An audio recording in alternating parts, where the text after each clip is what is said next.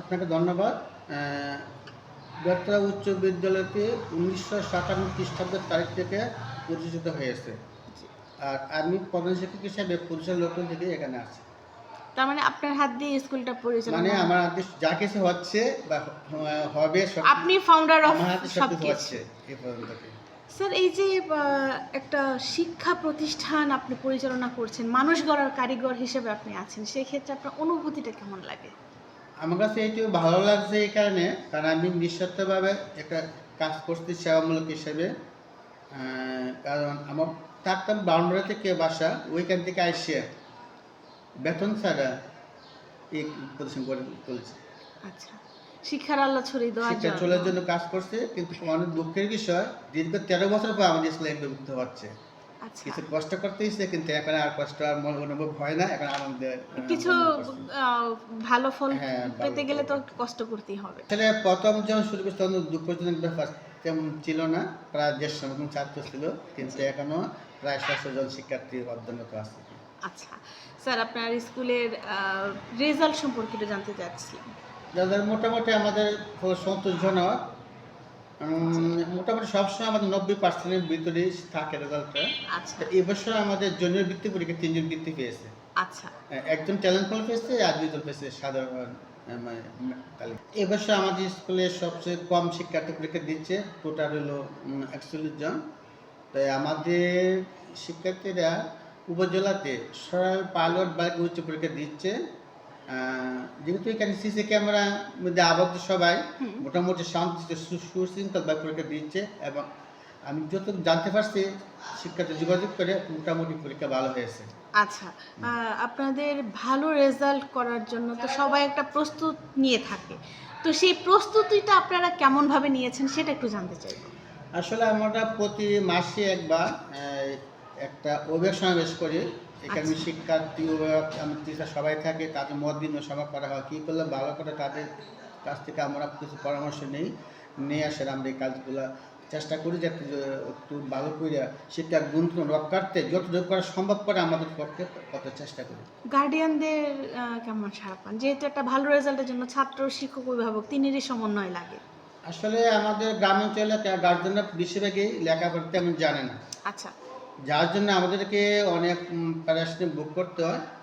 তারপর তারা আমাদের যত সহায়তা করছে, যদি আরেকটু বেশি করতো, যদি গার্জেনের মোটামুটি ক্লাস সচেতন থাকতো, আরও আমরা উপর দিকে যেতে পারতাম। আচ্ছা, তো আশা করি ভবিষ্যতে এই সমস্যাটা আমরা কাটিয়ে উঠতে পারবো।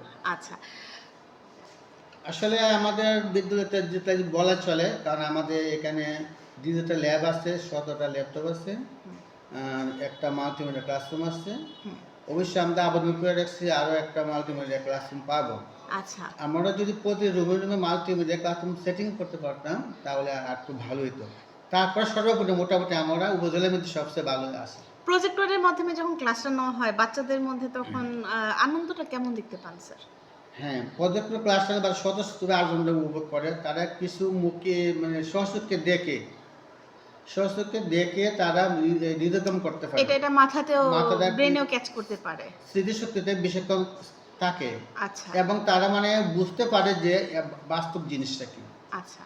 অসংখ্য ধন্যবাদ জানাচ্ছি স্যার। আমি মোবাইল ডিভাইস আসক্তি হয়ে যায়, এটাও সঠিক, বা এটাকে সকলের জন্য প্রযোজ্য না। আছে যে খারাপ কাজে ব্যবহার করে এটা খারাপ হয়ে যায়, হুম। ভালো কাজে ব্যবহার করলে আসলে এটা মোটামুটি ভালো, অনেকেই ভালো। আপনার বিদ্যালয়ে কি স্কুলে বা স্কুলে আঙ্গিনায় আ মোবাইল নিয়ে প্রবেশ করা কি আপনার না, আমাদের অনুমতি স্কুলে কোনো আছে? শিক্ষার্থী মোবাইল নিয়ে প্রবেশ করতে পারে না। আচ্ছা। হ্যাঁ, এটা নিষেধ দেওয়া আছে। নিষেধ দেওয়া আছে। মাঝে, মাঝে কি চেক করা হয়? না, আমাদের ক্লাসে ক্যামেরা আছে। ক্যামেরা আছে, প্রতি রুম আছে, রাস্তাও আছে। আচ্ছা, আমি বসে এখানে পর্যটন করতে পারতেছি, কোনো আচ্ছা। সমস্যা হয় না। এদিক দিয়ে আমরা মোটামুটি ১০০% নিরাপদ কি। মোটামুটি সর্বোচ্চ ভাবে এগিয়ে আছি।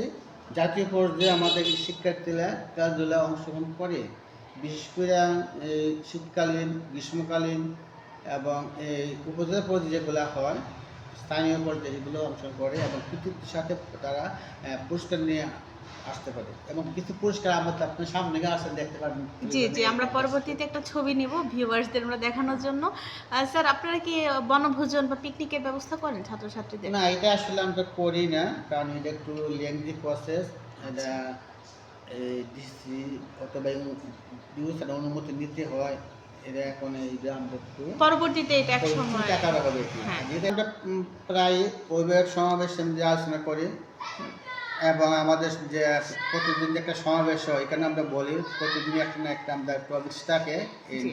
এই সম্বন্ধে একটা ডিটেলস দিয়ে দিই যে মাদককে না ধরতে হবে, বাল্য ব্যবস্থা চলবে না, ইফটিজিংকে দূর করতে এপ্রিল হবে না, এটা নির্দিষ্ট বিয়ে বাল্য বিবাহকে রুট করতে হবে, কারণ 18 বছরের কোনো শিক্ষার্থীকে বিয়ে দেওয়া যাবে না। যাবে এগুলো না। আমরা সবসময় একটা ব্রিফিং দিয়ে দিই। স্বপ্ন আমি আসলে ওই যে পর্যন্ত স্কুল থাকবো যাতে স্কুলটা সুস্থ সুন্দরভাবে চলে যেতে পারি, এটাই যাতে পরে দিয়ে মানে পরবর্তী পর্যায়ে একটা স্মরণীয় থাকবে যে ওই স্যারের মাধ্যমে স্কুলটা মাধ্যমিক হ্যাঁ। কিছু হয়েছে এবং ওই সময় কোনো সমস্যা ছিল না, জি। কোনো দুর্নীতি ছিল না, একদম ফ্রেশ ছিল, এই একটা সুনাম অর্পণ করার জন্য।